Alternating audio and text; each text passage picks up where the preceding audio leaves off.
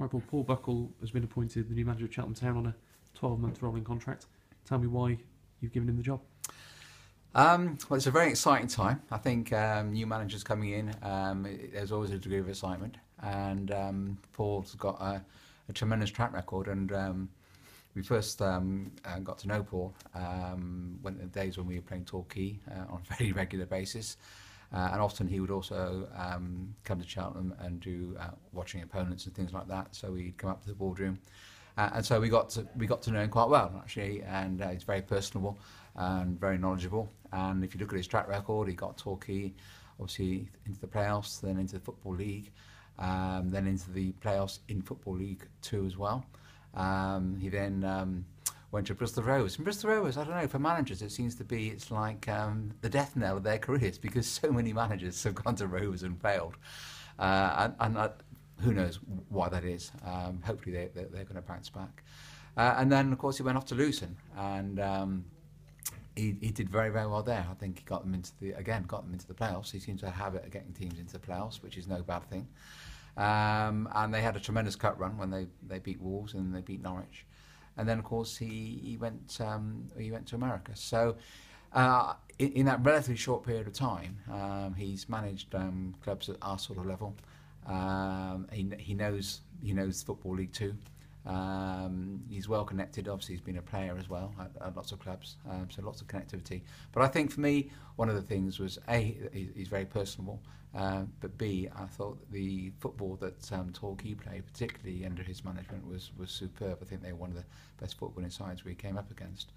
And so, having decided that Paul was the man we wanted, we also did a lot of research. I've spoken to four different chairmen who have either interviewed Paul or employed him, and all the feedback I was getting was really, really positive.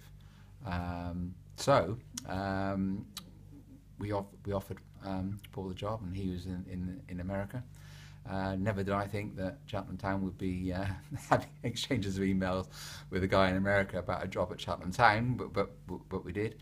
And he was very, very keen to get back into management and resurrect his career.